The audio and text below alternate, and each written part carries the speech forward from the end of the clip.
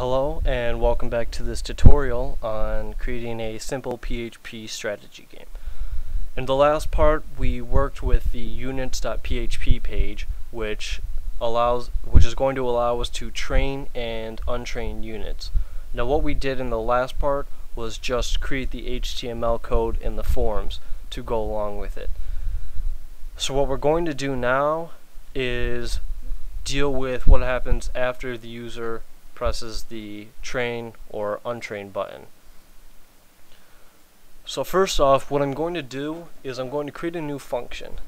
So we open up our functions.php file and we go to function and we're going to call this output, and the parameter will be a string. Now what we're going to do here, we're not going to, like this connect function, we're not going to return anything, but rather we're going to output something. And what we're going to do here is echo a div with the string parameter, period, and ending div tag. What this is going to do is print out a div with whatever message we want.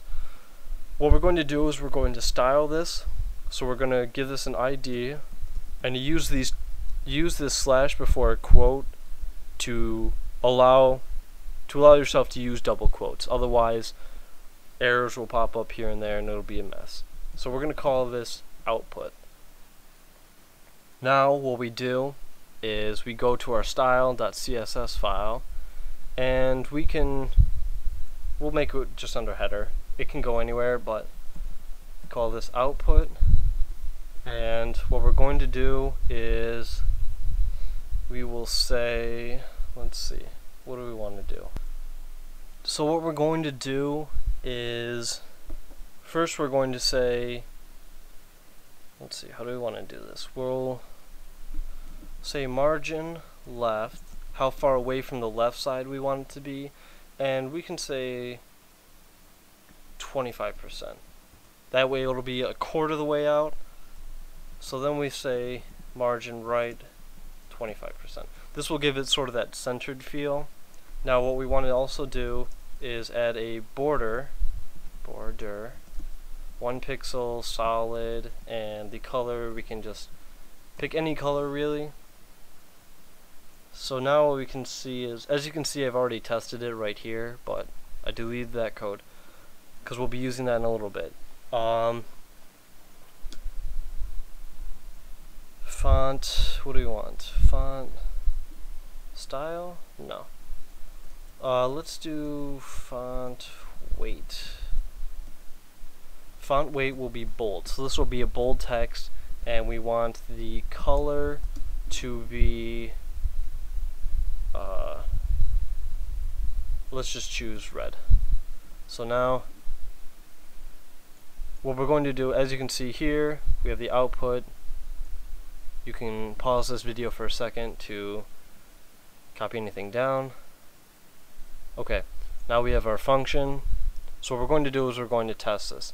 So right here we can just say output, and we'll just say 1, 2, 3. It's technically a string. So as you can see, we have this here. Now what we also want to do is add a bit of padding, and let's say padding of, let's just say 10 pixels. That sounds good. If we refresh the page, you'll see it's a little bit padding. And we also want the text align to be centered. We want the centered text. It gives us a nice little, so this way the user will see, okay, you know, something happened, obviously.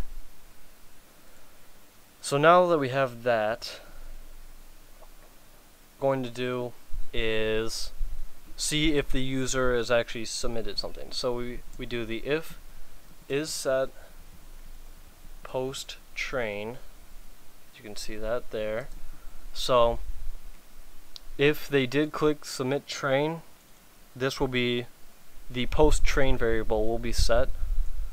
So that'll be that. Now we do else if is set post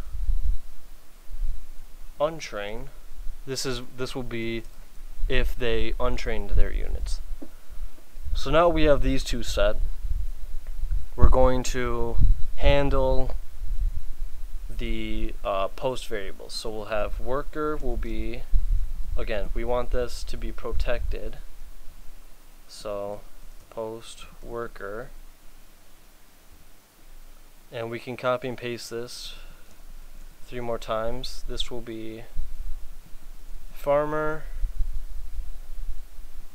warrior, and this will be defender,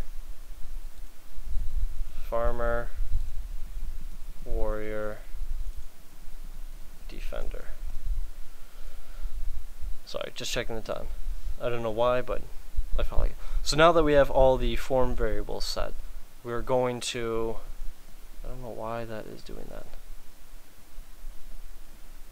Okay, that's gone. So now we have to see one.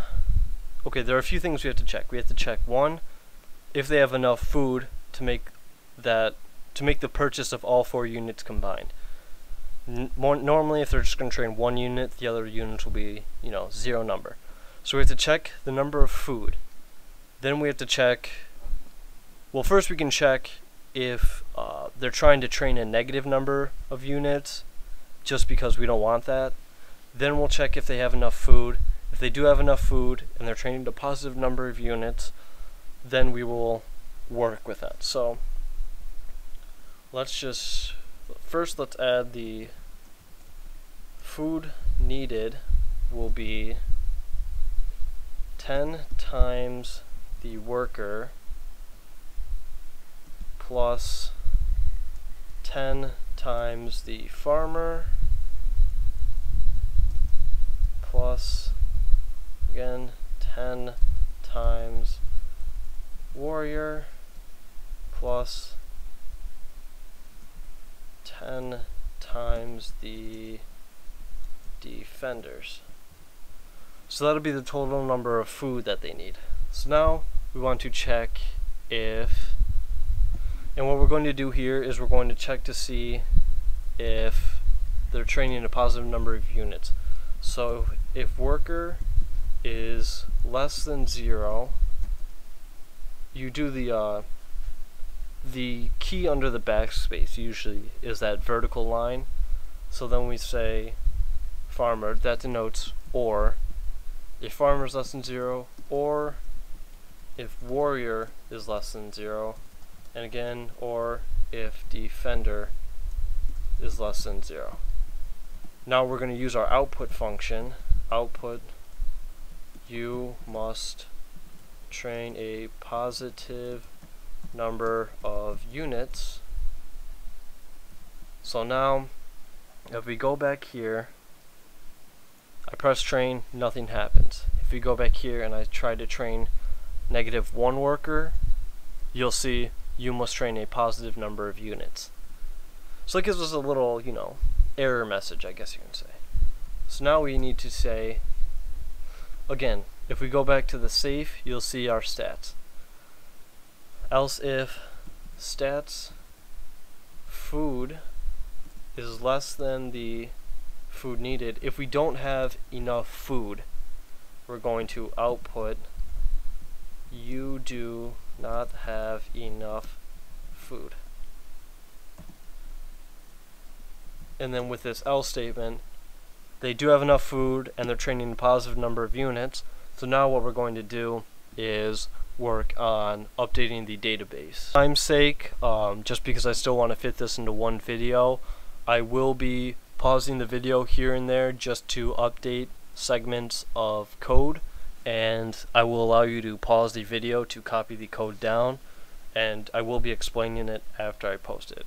So let me just get through the first thing. Okay, the first thing that we want to do is we want to update their units, because what happens is we're buying units, so we're adding to the units. Now what happens is when they train it, we're going to update the database, but our safe has not been updated, meaning the number of units, because the header has the safe file and we're doing this after the safe file is loaded, the number of units is going to change.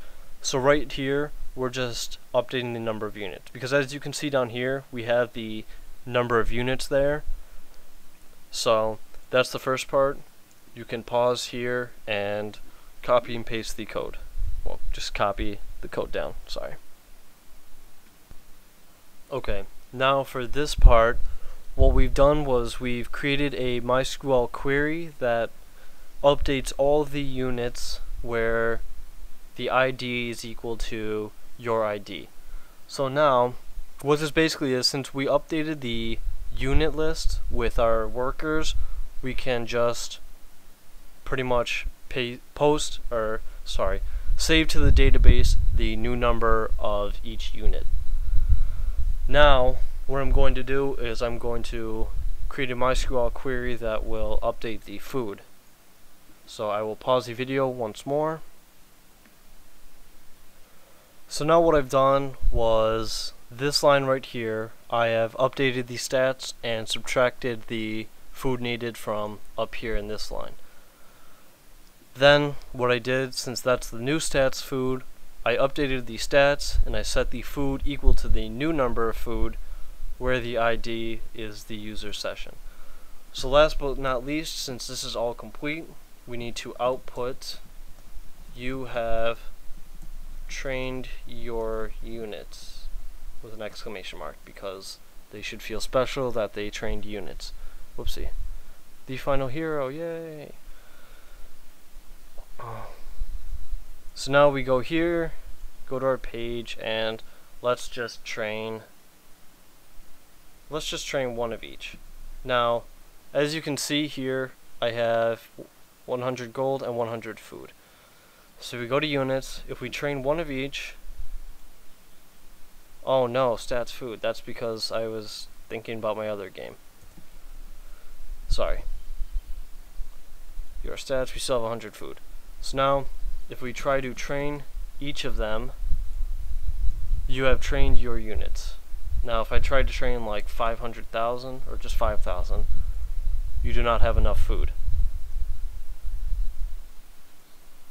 And interestingly enough, the number of units has gone down. Okay, I figured out my error is because I was updating it where session equals, or where it was session ID. I meant to say UID. So now what we do is we go back to your units. You can see we still have 100 food.